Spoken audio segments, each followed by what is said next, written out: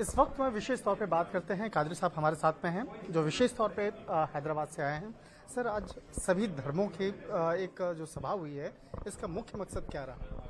साहब, इसका मुख्य मकसद तो यह है कि कुछ दिनों से जो हमारे देश का वातावरण खराब करने की और अराजकता फैलाने की जो कोशिश की जा रही है, उसके खात्मे के लिए सूफी सजादा नशीन कौंसिल, जो सूफी लोग होते हैं, हर वक्त गंगा जमनी तहजीब भाईचारे की बात की है। लेकिन इस बीच आपने देखा कि अजमेर की दरगाह से चंद एक दो चार लोग वहां से एक ऐसी आवाज उठाए थे जिससे सूफी लोगों पर भी उंगली उठने लगी थी।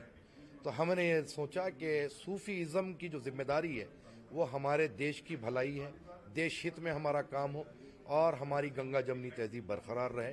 इसलिए हमने ये आज कॉन्फ्रेंस की जिसमें अजीत डोभाल साहब आए, वो एड्रेस किए और हमारे इसमें हम रेजोल्यूशन एक पास किए हैं जिसमें सर तन से जुदा का नारा जो है उसको टोटली कंडेम किया गया है और इश्क निंदा कानून को लाने की हमने मांग की, जिसमें 6 महीने तक की बेल ना हो ऐसा कोई कानून पार्लियामेंट में पास किया जाए और जितनी भी आतंकवादी गतिविधियों में लिप्त पाए जा रहे हैं जो ऑर्गेनाइजेशन है जिसका पीएफआई का नाम बहुत ज्यादा आ रहा है, तो हमारा स्पेशल डिमांड है गृह मंत्री अमित शाह जी से और अजीत डोभाल साहब से कि इमीडिएटली पीएफआई पर बैन लगाए, क्योंकि पीएफआई का जो गतिविधियां सामने आ रही है मीडिया के माध्यम से हम देख रहे हैं, तो इससे प्रशासन सरकार तो परेशान है लेकिन मुसलमान उससे ज्यादा परेशान है, क्योंकि इनकी वजह से मुसलमान अपने आप को शर्मिंदा महसूस कर रहा है।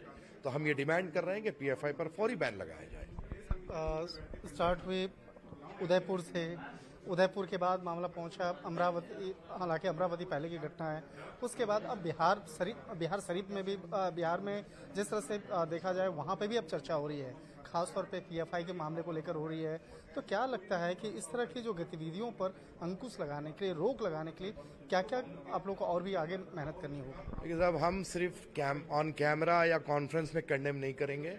सूफी सजादा नशीन काउंसिल जो है, इसमें हिंदुस्तान की बड़ी बड़ी दरगाहें सारे जो है इसके अंदर इन्वॉल्व है और अब हम ग्राउंड पर उतर कर काम करने वाले हैं। हम नगर नगर डगर डगर जाएंगे और मुस्लिम कम्युनिटी से बात करेंगे और ऐसे पीएफआई जैसे घातक लोगों से हमको होशियार रहने की जरूरत है। हम अपनी कम्युनिटी को ये चीज बताने जा रहे हैं और बहुत जल्दी हमारा प्रोग्राम चेकआउट होगा और हम सारे हिंदुस्तान का दौरा करेंगे। पहले भी आप लोग केंद्रीय राष्ट्रीय सुरक्षा सलाहकार जो हैं बकायदा उनसे मुलाकात किए थे, उनके घर पे आप लोग सब पहुंचे थे, बातचीत किए थे, तो उनके तरफ से क्या आश्वासन अजीत डोभाल साहब की तरफ से दिया गया? सरकार तो यही कह रही है ना कि भाई इससे पहले जैसे सीमे पर भी बैन लगाया गया तो फिर और एक ऑर्गेनाइजेशन हो गई और फिर कुछ कानूनी प्रतिक्रिया है उसको पूरी करते हुए पीएफआई पर बैन लगाएंगे। तो जो सरकार को जो करना है सरकार करेगी, लेकिन हमको जो बात उठाते हुए हमारी कम्युनिटी को अवेयर जो करना है हम वो काम करेंगे। वरना कल के दिन ये बात होगी कि ये मोदी सरकार है, एक मुस्लिम संगठन पर बैन लगा दिया। तो हम इसलिए कह रहे हैं कि ये दे आर नॉट मुस्लिम्स, ये इस्लाम के रास्ते पर नहीं चल रहे हैं। इस्लाम कभी भी गर्दन काटने की तालीम नहीं देता, इस्लाम गला रेतने की तालीम नहीं देता, इस्लामी नारा जो है सर तन से जुदा नहीं है। तो हम हमारी कम्युनिटी को अवेयर कर रहे हैं कि कल के दिन जब सरकार इनको बैन करेगी तो हमको कोई ऑब्जेक्शन इन पर नहीं होना चाहिए। सर, आप समाज को और समाज के तमाम लोगों को एक मैसेज देना चाहेंगे आप अपने तरफ से? आप पहले अपना परिचय और उसके बाद पूरा जो एक मैसेज देना चाहें आप दे सकते। मैं मौलाना अली खादरी, प्रेसिडेंट मरकजी अंजुमन खादरिया फ्रॉम हैदराबाद।